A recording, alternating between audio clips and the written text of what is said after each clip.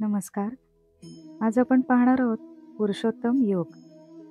यामध्ये आहे संसार वृक्षाचे वर्णन व भगवत प्राप्तीचा उपाय, जीवात्म्याचा विषय, प्रभावासह परमेश्वराच्या स्वरूपाचा विषय, तसेच क्षर, अक्षर व पुरुषोत्तमाचा विषय.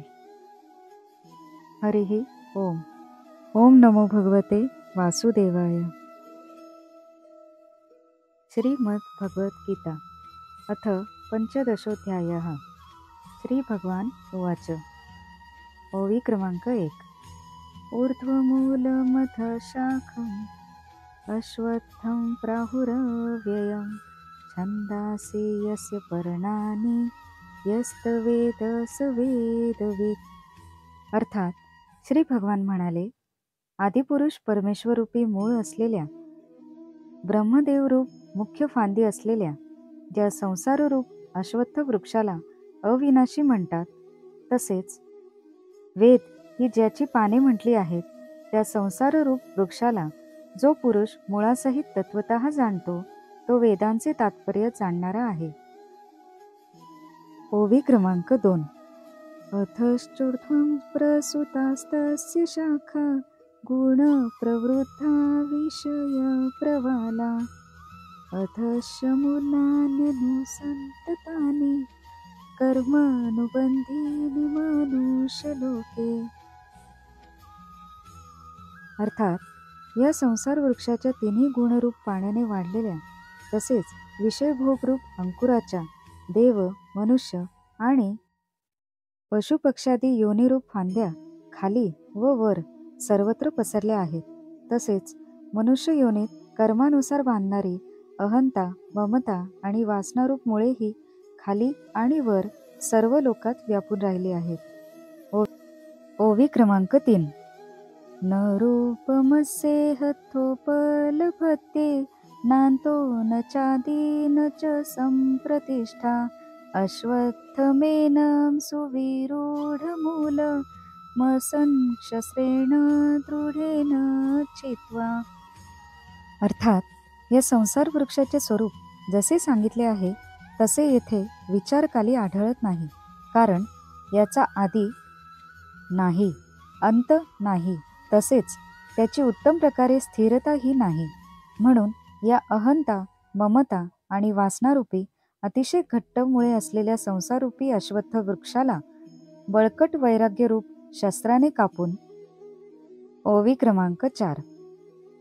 तत पदं तत्परिमार्गितव्यं यस्मिन् गता न निवर्तन्ति भूया तमेव चाद्यं पुरुषं प्रपद्ये यत प्रवृत्ती प्रसूता पुराणी. अर्थात त्यानंतर त्या परमपदरूप परमेश्वराला चांगल्या प्रकारे शोधले पाहिजे, जेथे गेलेले पुरुष संसारात परत येत नाहीत, आणि ज्या परमेश्वरापासून या प्राचीन संसार वृक्षाची प्रवृत्ती परंपरा विस्तार पावली आहे, त्या आदिपुरुष नारायणाला मी शरण आहे, अशा दृढ निश्चयाने त्या परमेश्वराचे मनन आणि निधिध्यासन केले पाहिजे. ओवी क्रमांक 5.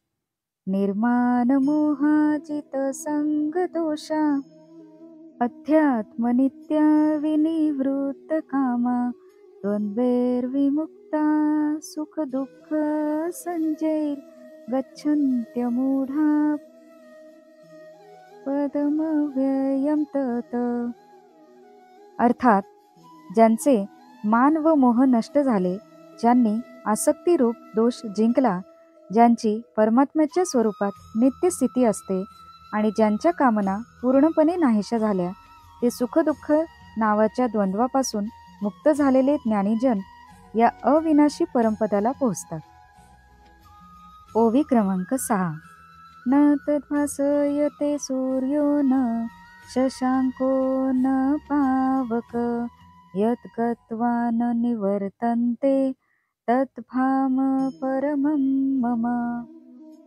अर्थात ज्या परमपदाला पोहोचल्यावर माणसे फिरून या संसारात येत नाहीत, त्या स्वयंप्रकाशी परमपदाला ना सूर्य प्रकाशित करू शकतो, ना चंद्र, ना अग्नी. तेच माझे परमधाम आहे. ओवी क्रमांक 7. ममेवंश जीवलोके जीवभूत सनातन मन षष्ठानींद्रियाणि प्रकृतिस्थानी कर्षति. अर्थात या देहात हा सनातन जीवात्मा माझाच अंश आहे आणि तोच प्रकृतीत स्थित मनाला आणि पाचही इंद्रियांना आकर्षित करतो. ओवी क्रमांक 8. शरीरं यद वाप्नोति यच्चाप्युत्क्रामतीश्वर गृहीत्वैतानि संयाति वायुर्गंधानि वाशयात.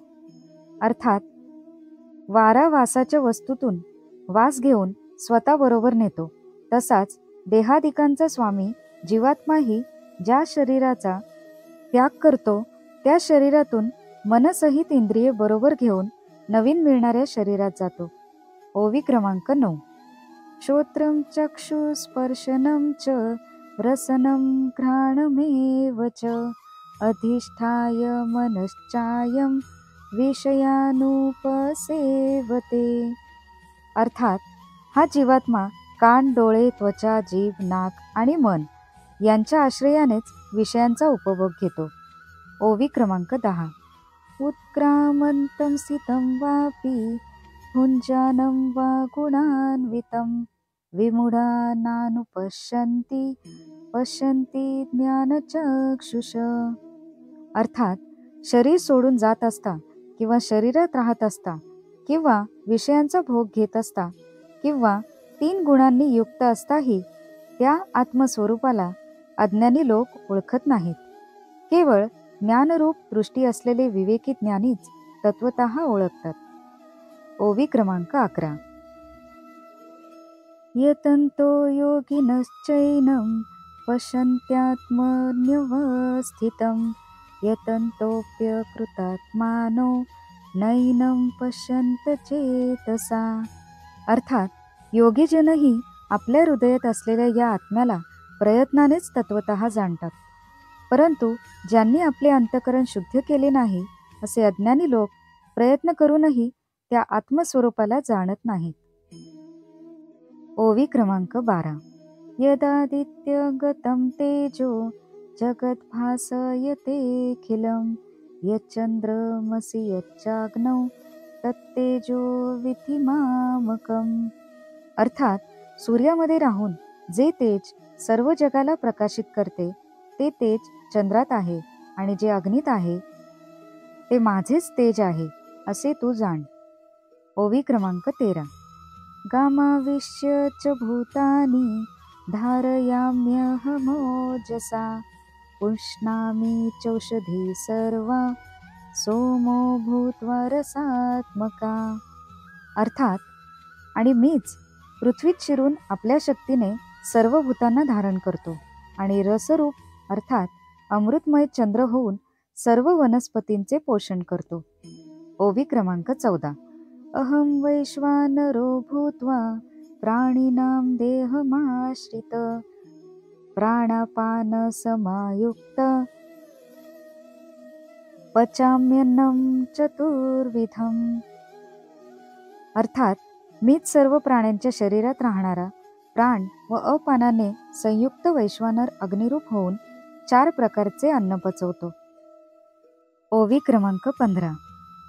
सर्वस्य चाहं हृदि सन्निविष्टो मत्त स्मृतिर्ज्ञानमपोहनं च वेदैश्च सर्वैरहमेव वेद्यो वेदान्तकृत्वेत्व विदेव चाहम्. अर्थात मीच सर्व प्राण्यांच्या हृदयात अंतर्यामी होऊन राहिलो आहे. माझ्यापासूनच स्मृती, ज्ञान आणि आपोहन ही होतात. सर्व वेदांकडून मीच जाणण्यास योग्य आहे. तसेच वेदांताचा कर्ता आणि वेदांना जाणणाराही मीच आहे. ओवी क्रमांक 16. द्वाविमो पुरुषो लोके क्षरश्चाक्षर एव च क्षर सर्वाणि भूतानि कुटस्थोक्षर उच्यते. अर्थात या विश्वात नाशवान आणि अविनाशीही असे 2 प्रकारचे पुरुष आहेत. त्यामध्ये सर्व भूतमात्रांची शरीरे हा नाशवान आणि जीवात्मा अविनाशी म्हटला जातो. ओवी क्रमांक 17. उत्तम पुरुषस्त्वन्य परमात्मेत्युदारुत यो लोकत्रयामाविश्य विभर्त्य व्यय ईश्वर. अर्थात, परंतु या दोन्हीपेक्षा उत्तम पुरुष तर निराळाच आहे, जो तिन्ही लोकात प्रवेश करून सर्वांचे धारण पोषण करतो. याप्रमाणे तो अविनाशी परमेश्वर आणि परमात्मा असा म्हटला जातो. ओवी क्रमांक 18.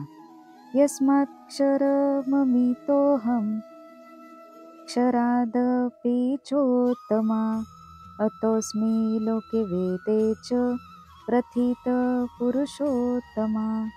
कारण मी नाशवान जडवर्ग क्षेत्रापासून तर पूर्णपणे पलीकडचा आहे आणि अविनाशी जीवात्म्यापेक्षाही उत्तम आहे, म्हणून लोकात आणि वेदातही पुरुषोत्तम नावाने प्रसिद्ध आहे.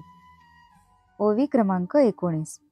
यो मामेवं सम्मूढो जानाति पुरुषोत्तमम् स सर्वविद् भजति मां सर्वभावेन भारत. अर्थात, हे भारता, जो ज्ञानी पुरुष मला अशा प्रकारे तत्वतः पुरुषोत्तम म्हणून जाणतो, तो सर्वज्ञ पुरुष सर्व रीतीने नेहमी मला वासुदेव परमेश्वरालाच भजतो. ओवी क्रमांक 20. इति गुह्यतमं शास्त्रम् इदमुक्तं मया नघ एतत् बुद्ध्वा बुद्धिमान्यस् यत्कृतकृत्यश्च भारत. अर्थात, हे निष्पाप अर्जुना, असे हे अतिरहस्यमय गुप्तशास्त्र मी तुला सांगितले आहे. याचे तत्वतः ज्ञान करून घेतल्याने मनुष्य ज्ञानवान आणि कृतार्थ होतो. ओम तत्सदिति श्रीमद्भगवद्गीता सुपनिषत्सु ब्रह्मविद्यायां योगशास्त्रे श्रीकृष्णार्जुन संवादे पुरुषोत्तम योगो नाम 15.